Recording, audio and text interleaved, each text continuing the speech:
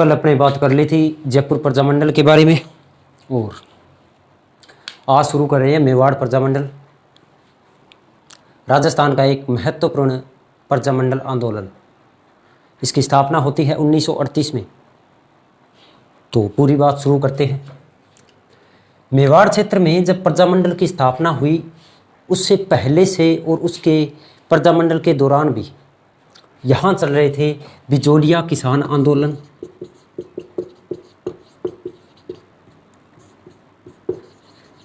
जो कि 44 वर्षों तक चला था और ये सबसे ज़्यादा समय तक चलने वाला आंदोलन जिसमें हिंसा का प्रयोग नहीं हुआ था। इसी के साथ अगर अपनी बात करें बेंगू किसान आंदोलन, और इसके साथ साथ मेवाड़ का जो भील क्षेत्र था वहाँ पर एक ही आंदोलन भी चल रहा था।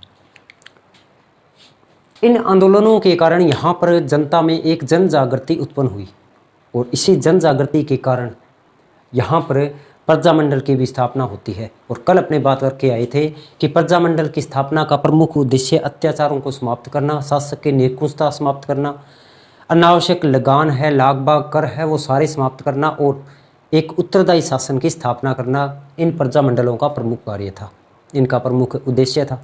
तो यहाँ पर बिजोलिया किसान आंदोलन जो कि मेवाड़ में चला, बेंगू किसान आंदोलन, इसके साथ साथ अन्य जितने भी क्षेत्रीय आंदोलन है, इन्हीं आंदोलनों की प्रेरणा से मेवाड़ प्रजामंडल की स्थापना होती है। इन्हीं आंदोलनों के दौरान अनावश्यक लगान और कर वगैरह के कारण 8 जुलाई 1932 को एक आंदोलन भी हुआ। उदयपुर में एक सभा हुई, लेकिन इसे कोई सफलता नहीं मिल पाई। और इसके बाद अगर बात करें 1932 से लेकर 1938 तक, यानी मेवाड़ प्रजामंडल की स्थापना होती है 24 अप्रैल 1938 को। तो 1932 से लेकर 1938 तक यहाँ पर योग्य नेतृत्व के अभाव में ये आंदोलन सफल नहीं हुए, अपनी मांगों को मनवाने के लिए सफल नहीं हुए। उसके बाद 24 अप्रैल 1938 को हरिपुरा अधिवेशन के बाद इस मेवाड़ प्रजामंडल की स्थापना होती है। कल भी अपने बात की थी हरिपुरा अधिवेशन की, 1938 में हुआ था और राजस्थान के अधिकांश प्रजामंडलों की स्थापना इस हरिपुरा अधिवेशन के पश्चात ही होती है। हालांकि इससे जस्ट पहले, मेवाड़ प्रजामंडल से पहले यहाँ पर तो इस हरिपुरा अधिवेशन में 1938 में शामिल हुए थे माणिक्य लाल वर्मा। और माणिक्य लाल वर्मा ने जब यहाँ पर हरिपुरा अधिवेशन में जब प्रजामंडलों की स्थापना का प्रस्ताव पारित हुआ तो इस बात से माणिक्य लाल वर्मा के मन में भी वो एक उम्मीद जगी कि मेवाड़ में भी एक प्रजामंडल की स्थापना की जाए। और इसके बाद माणिक्य लाल वर्मा वापस मेवाड़ लौट आए। मेवाड़ लौट आने के बाद इन्होंने प्रजामंडल की स्थापना का विचार है वो प्रस्तुत किया। अपार जन समर्थन भी मिला और जन समर्थन मिलने के बाद माणिक्य लाल वर्मा के द्वारा 24 अप्रैल 1938 को मेवाड़ प्रजामंडल की स्थापना कर दी जाती है। कहाँ हुई? इसकी स्थापना होती है बलवंत सिंह मेहता के निवास पर। और अगर कभी एग्जाम में पूछ ले कि बलवंत सिंह मेहता के निवास का क्या नाम था, तो इनके निवास का नाम था साहित्य कुटीर। बलवंत सिंह मेहता के निवास स्थान साहित्य कुटीर, यहाँ पर 24 अप्रैल 1938 को मेवाड़ प्रजामंडल की स्थापना होती है। माणिक्य लाल वर्मा को इसका अध्यक्ष बनाया गया। माणिक्य लाल वर्मा इसके संस्थापक थे मेवाड़ प्रजामंडल के। बलवंत सिंह मेहता को अध्यक्ष बनाया गया और इसके अलावा एक और सदस्य थे जिनका नाम था भूरेलाल बेया। और इन भूरेलाल बेया को उपाध्यक्ष बना दिया गया। और इस प्रकार मेवाड़ प्रजामंडल की स्थापना होती है। मेवाड़ में जन जागृति का कार्य किया था यहाँ के किसान आंदोलनों ने, मुख्य रूप से बिजोलिया और बेंगू किसान आंदोलन। इसके बाद 1932 से लेकर 1938 तक सफल नेतृत्व का अभाव था, जिस कारण यहाँ पर प्रजामंडल की स्थापना नहीं हो पाई। इसके बाद हरिपुरा अधिवेशन 1938, हरिपुरा अधिवेशन में माणिक्यलाल वर्मा भी शामिल हुए थे और वहाँ से लौटने के बाद मेवाड़ में एक प्रजामंडल की स्थापना करने का विचार आया और प्रजामंडल की स्थापना के विचार को मेवाड़ में जन समर्थन भी मिला।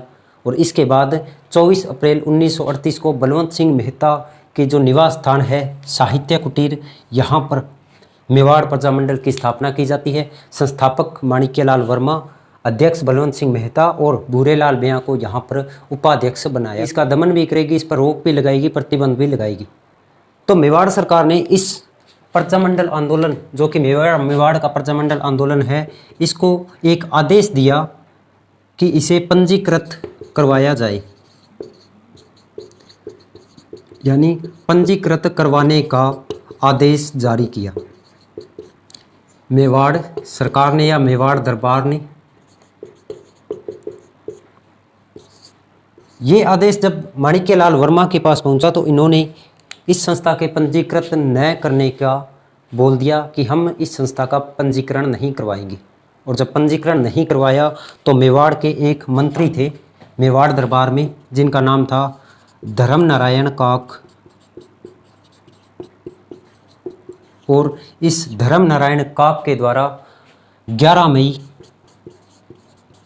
1938 को इस प्रजामंडल पर प्रतिबंध लगा दिया गया। जब माणिक्यलाल वर्मा ने इस संस्था को पंजीकरण नहीं करवाने के बारे में बोला तो 11 मई 1938 को धर्म नारायण काक, जो कि मेवाड़ का मंत्री था, इन्होंने इस प्रजामंडल को अवैध घोषित कर दिया और इस पर प्रतिबंध लगा दिया 11 मई 1938 को। और इसके बाद यहाँ पर भूरेलाल बेया, इनको गिरफ्तार किया गया, इनको भेज दिया। एक जेल थी उदयपुर की सराड़ा किला, इस सराड़ा किला उदयपुर में कैद कर लिया भूरेलाल बेया को और माणिक्यलाल वर्मा को। और माणिक्यलाल वर्मा के साथ एक और व्यक्ति थे रमेश चंद्र।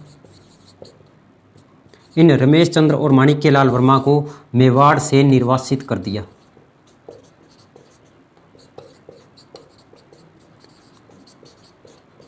मेवाड़ प्रजामंडल की स्थापना के बाद मेवाड़ सरकार चिंतित हुई और इस प्रजामंडल पर प्रतिबंध लगाने के बाद भूरेलाल बेया को सराड़ा किला का जो जेल है वहाँ पर कैद कर लिया और माणिक्यलाल वर्मा और रमेश चंद्र, इन दोनों को मेवाड़ से निर्वासित कर दिया। और मेवाड़ से निर्वासित करने के बाद माणिक्यलाल वर्मा यहाँ से चले गए बम्बई। बम्बई में महात्मा गांधी से भी भेंट की। महात्मा गांधी का तो एक ही बात, सत्याग्रह किया जाए। और माणिक्यलाल वर्मा को ये भी सलाह दी कि आप मेवाड़ से बाहर रहकर अपना कार्य कीजिए। इसीलिए मेवाड़ से माणिक्यलाल वर्मा चले गए अजमेर और अजमेर में जाकर इस मेवाड़ प्रजामंडल का कार्य करना शुरू कर दिया। माणिक्यलाल वर्मा ने अजमेर जाकर प्रजामंडल का कार्य शुरू किया और अजमेर को एक अस्थायी कार्यालय भी बनाया। इसके बाद की बात करते हैं, थोड़ा अभी बोर्ड पे जगह की कमी है, चलो यहाँ लिख देते हैं। माणिक्यलाल वर्मा चले गए अजमेर। अजमेर जाने के बाद इन्होंने एक अस्थायी कार्यालय की स्थापना की और इसी के साथ अजमेर में रहते हुए माणिक्यलाल वर्मा ने एक पुस्तक भी लिखी थी जिसका शीर्षक था मेवाड़ का वर्तमान शासन।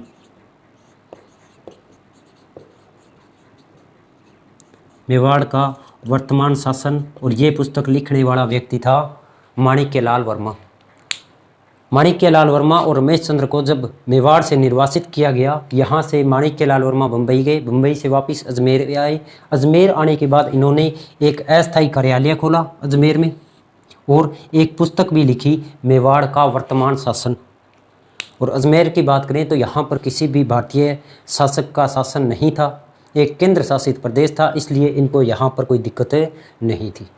तो ये था प्रतिबंध होने के बाद माणिक्यलाल वर्मा के द्वारा किए गए कार्य।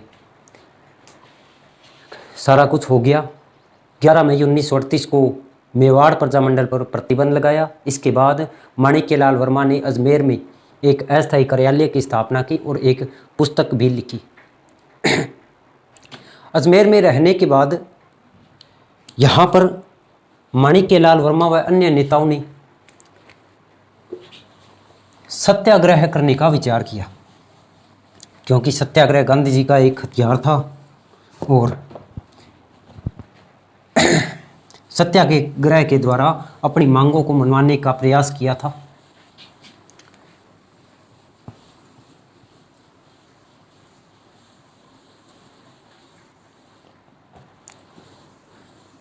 मेवाड़ में कार्य करते करते महीना आ गया अगस्त का। तारीख थी 4 अगस्त 1938। 4 अगस्त 1938 को सत्याग्रह शुरू किया गया। सत्याग्रह मतलब सत्य के साथ आग्रह। और यहाँ पर एक इम्पोर्टेंट बात है कि इस मेवाड़ प्रजामंडल का जो सत्याग्रह था, यहाँ पर प्रथम सत्याग्रही कौन थे? तो प्रथम सत्याग्रही थे रमेश चंद्र।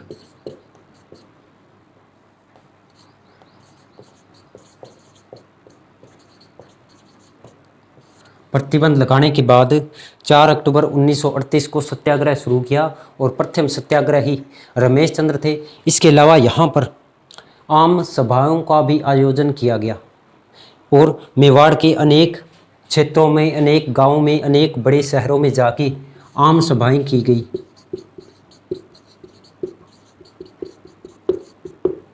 और आम सभाओं के साथ साथ यहाँ पर खादी का प्रचार प्रसार करना, खादी की प्रदर्शनी लगाना, ये कार्य भी इस मेवाड़ प्रजामंडल द्वारा किए गए। कई बार एक छोटा सा क्वेश्चन पूछ लिया है कि मेवाड़ प्रजामंडल के द्वारा जो आम सभाएं की गई या जो सत्याग्रह शुरू किया गया, उसका सबसे ज़्यादा प्रभाव कहाँ पर पड़ा? तो इन आम सभाओं का अगर कभी क्वेश्चन बन जाए सर्वाधिक प्रभाव, तो आप कह सकते हो सर्वाधिक प्रभाव पड़ा था नाथद्वारा में। और इसके साथ नाथद्वारा एक और कारण से भी इम्पोर्टेंट है। यहाँ पर नाथद्वारा में इस सत्याग्रह में महिलाओं ने भी भाग लिया था।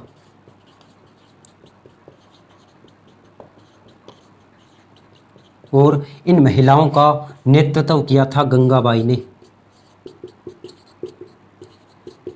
गंगाबाई के नेतृत्व में नाथद्वारा में महिलाओं ने इस सत्याग्रह में भाग लिया था। सत्याग्रह शुरू हो गया, आम सभाएं की गई, लोगों में जागृति फैलाई गई और नाथद्वारा में सर्वाधिक प्रभाव देखने को मिला। यहाँ पर महिलाओं ने भाग लिया और गंगाबाई के नेतृत्व में इन महिलाओं ने भाग लिया। इसके बाद माणिक्यलाल वर्मा, जो कि एक निर्वासित जीवन जी रहे थे, माणिक्यलाल वर्मा आए देवली में 2 फरवरी 1939 को। 2 फरवरी 1939 को माणिक्यलाल वर्मा को देवली से गिरफ्तार कर लिया।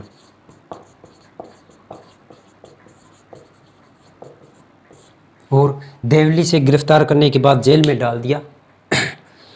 अनेक प्रकार के अत्याचार किए गए, अमानुषिक अत्याचार किए गए और इन्हीं अत्याचारों का जो विवरण छापा था वो गांधी जी ने अपने हरिजन समाचार पत्र में छापा था। माणिक्यलाल वर्मा को 2 फरवरी 1939 को गिरफ्तार किया गया और उन पर जो अत्याचार किए गए उन अत्याचारों का वर्णन हरिजन पत्र में गांधी जी ने किया था। सत्याग्रह हो गया और माणिक्यलाल वर्मा को गिरफ्तार किया गया और लगभग 11 महीने बाद 8 जनवरी 1940 को इन्हें रिहा किया गया।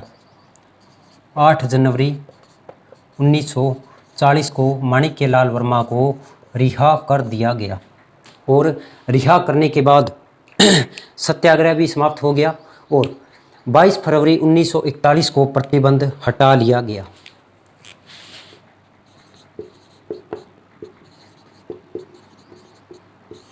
22 फरवरी 1941 को मेवाड़ प्रजामंडल पर जो प्रतिबंध लगा हुआ था उसे हटा लिया। ये प्रतिबंध लगता है 11 मई 1938 को। 11 मई 1938 से लेके 22 फरवरी 1941 तक प्रतिबंध रहा और 22 फरवरी 1941 को इस मेवाड़ प्रजामंडल से प्रतिबंध हटा लिया जाता है। अब प्रतिबंध हटाने के बाद इसका अधिवेशन भी होगा और इसका अधिवेशन होता है 25-26 नवंबर 1941 को, तो वो भी इम्पोर्टेंट है। प्रतिबंध हटाने के बाद मेवाड़ प्रजामंडल का होगा अधिवेशन और इसका जो प्रथम अधिवेशन है मेवाड़ प्रजामंडल का, वो प्रथम अधिवेशन होता है 25 और 26 नवंबर 1941 को और ये प्रथम अधिवेशन होता है शाहपुरा हवेली में। इस अधिवेशन के अध्यक्ष माणिक्यलाल वर्मा। लेकिन एक इम्पोर्टेंट बात है, इस अधिवेशन का उद्घाटन जे.बी. कृपलानी के द्वारा किया गया। एक राष्ट्रीय नेता के द्वारा इस प्रथम अधिवेशन का उद्घाटन किया जाता है। ये एक बार यहाँ से साफ कर रहा हूँ। सत्याग्रह के दौरान जो आम सभाओं का आयोजन किया गया उसका सर्वाधिक प्रभाव नाथद्वारा में मिला था और यहाँ पर गंगाबाई के नेतृत्व में महिलाओं ने भाग लिया था। वापिस चलते हैं प्रथम अधिवेशन की ओर। प्रथम अधिवेशन होता है 25-26 नवंबर 1941 को शाहपुरा हवेली में और इस अधिवेशन का उद्घाटन इम्पोर्टेंट है क्योंकि उद्घाटन किया गया था एक राष्ट्रीय नेता के द्वारा जिनका नाम था जे.बी. कृपलानी। इसके अलावा इस अधिवेशन के अध्यक्ष वही होंगे जिन्होंने प्रजामंडल की स्थापना की थी और अध्यक्ष बने थे माणिक्यलाल वर्मा। और इसके बाद सबसे इम्पोर्टेंट बात, इस अधिवेशन के दौरान एक खादी प्रदर्शनी का भी आयोजन किया गया और इस खादी प्रदर्शनी का उद्घाटन है वो किया था विजय लक्ष्मी पंडित ने।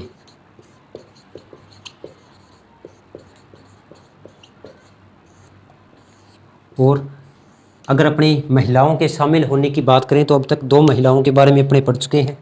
नाथद्वारा में महिलाओं ने भाग लिया था सम्मेलन में, उनका नेतृत्व किया था गंगाबाई ने। और यहाँ पर प्रथम अधिवेशन जो हुआ था शाहपुरा में, यहाँ पर जो खादी प्रदर्शनी लगाई गई, इस खादी प्रदर्शनी का जो उद्घाटन है वो विजय लक्ष्मी पंडित के द्वारा किया गया। तो इन 3 बातें इंपॉर्टेंट है। माणिक्यलाल वर्मा इस प्रथम अधिवेशन के अध्यक्ष थे। जे.बी. कृपलानी यहाँ पर उद्घाटन करता थे और यहाँ की जो खादी प्रदर्शनी है, इस खादी प्रदर्शनी का उद्घाटन किया था विजय लक्ष्मी पंडित ने। अब अधिवेशन होगा तो उसमें जाहिर सी बात है उत्तरदायी शासन की मांग की जाएगी, अत्याचारों को समाप्त करने की मांग की जाएगी और अनावश्यक लगान है, लागबाग है, इनको भी समाप्त करने का जो अपना प्रस्ताव है वो रखा जाएगा। जैसे ही प्रथम अधिवेशन हुआ उसके बाद भारत में स्टार्ट हो गया राष्ट्रीय आंदोलन। राष्ट्रीय आंदोलन 1942 का, एक तो हरिपुरा अधिवेशन और एक भारत छोड़ो आंदोलन, ये दोनों ही अपना प्रभाव राजस्थान के प्रजामंडलों में डालेंगे। तो इस समय भारत में राष्ट्रीय आंदोलन चल रहे थे।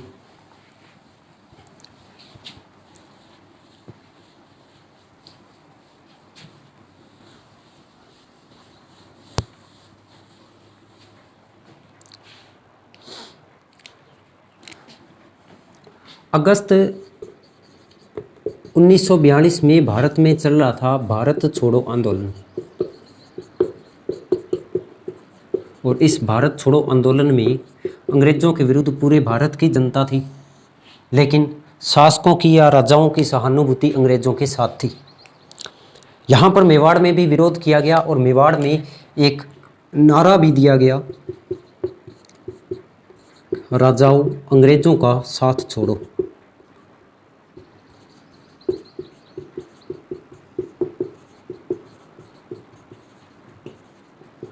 अगर कभी एग्जाम में पूछ ले कि भारत छोड़ो आंदोलन के दौरान राजाओं अंग्रेज़ों का साथ छोड़ो का नारा कहाँ दिया गया, तो मेवाड़ प्रजामंडल में दिया गया। इसके अलावा मेवाड़ के महाराणा को पत्र भी लिखे गए प्रजामंडल के द्वारा, लेकिन इन प्रजामंडल द्वारा भेजे गए पत्रों पर मेवाड़ के महाराणा ने कोई विचार नहीं किया। अब भारत छोड़ो आंदोलन में जब प्रजामंडल शामिल है, प्रजामंडल की जनता शामिल है, तो जाहिर सी बात है एक बार फिर इस प्रजामंडल पर प्रतिबंध लगाया जाएगा। और इस बार भारत छोड़ो आंदोलन के दौरान इस प्रजामंडल पर प्रतिबंध लगा दिया। और प्रतिबंध लगाने के साथ साथ जो यहाँ के प्रजामंडल के नेता थे उन नेताओं को भी गिरफ्तार किया गया। गिरफ्तार करने के साथ साथ यहाँ पर महिलाओं को भी गिरफ्तार किया गया। और महिलाओं की बात करें तो माणिक्यलाल वर्मा की पत्नी थी नारायणी देवी। इन नारायणी देवी को गिरफ्तार किया गया। माणिक्यलाल वर्मा की पुत्री थी सुशीला देवी। इस सुशीला देवी को भी गिरफ्तार किया गया। और इसके बाद ये जो प्रतिबंध है ये चलता है 1945 तक। 1945 में इस प्रतिबंध को हटाया गया।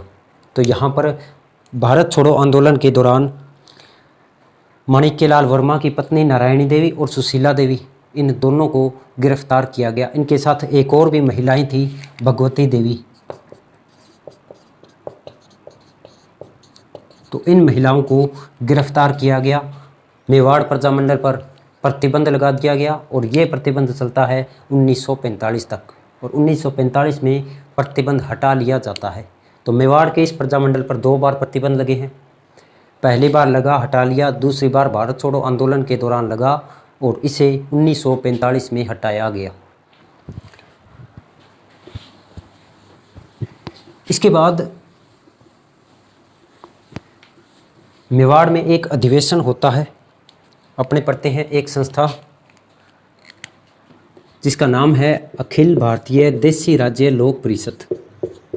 अखिल भारतीय देशी राज्य लोक परिषद। इस अखिल भारतीय देशी राज्य लोक परिषद का 7वां अधिवेशन, और इस 7वें अधिवेशन का आयोजन हुआ था मेवाड़ में, उदयपुर में इस अधिवेशन का आयोजन हुआ। दूसरी बात, इस अधिवेशन की अध्यक्षता या इस अधिवेशन के अध्यक्ष थे पंडित जवाहरलाल नेहरू। पंडित जवाहरलाल नेहरू ने इस अधिवेशन की अध्यक्षता की थी। और इसके अलावा यहाँ पर कश्मीर से एक व्यक्ति भी आए थे जिनका नाम था शेख अब्दुल्ला।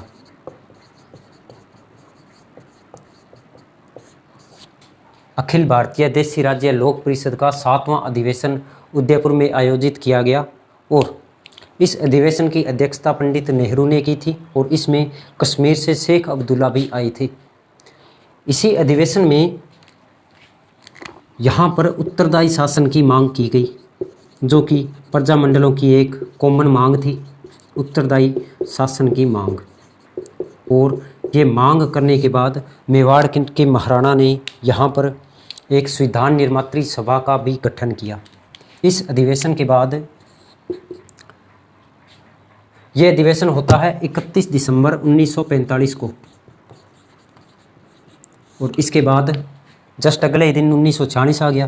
तो 1946 में मेवाड़ के जो महाराणा थे, मेवाड़ के महाराणा ने एक संविधान निर्मात्री सभा का गठन किया।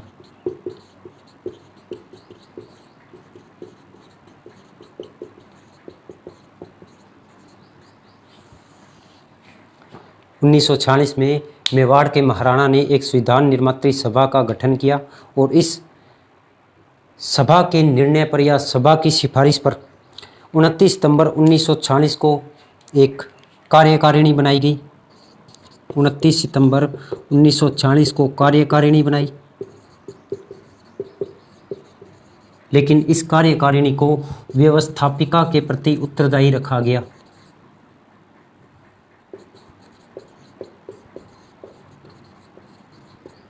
और व्यवस्थापिका के प्रति उत्तरदायी होने के कारण जो मेवाड़ प्रजामंडल था उसने इस संविधान निर्मात्री सभा को अस्वीकार कर दिया। यहाँ पर उत्तरदायी शासन की जो मांग है वो अखिल भारतीय देशी राज्य लोक परिषद का जो 7वां अधिवेशन होता है 31 दिसंबर 1945 को, इस अधिवेशन की अध्यक्षता की थी पंडित नेहरू ने, और यहाँ पर शेख अब्दुल्ला भी आए थे। इसी अधिवेशन में उत्तरदायी शासन की मांग की गई। मांग करने के बाद यहाँ पर 1946 में मेवाड़ महाराणा के द्वारा एक संविधान निर्मात्री सभा का गठन किया जो मेवाड़ में संविधान का निर्माण करेगी। लेकिन इस सभा के द्वारा जो एक कार्यकारिणी बनाई गई, इस कार्यकारिणी को व्यवस्थापिका के प्रति उत्तरदायी रखा गया। इसी बात से असंतुष्ट होकर मेवाड़ के प्रजामंडल ने इस संविधान निर्मात्री सभा के प्रस्ताव को अस्वीकार कर दिया। इसके बाद चलते चलते तारीख आ गई 3 मार्च 1947 और महाराणा के द्वारा इस 3 मार्च 1947 को एक धारा सभा का निर्माण किया गया या धारा सभा का गठन किया गया।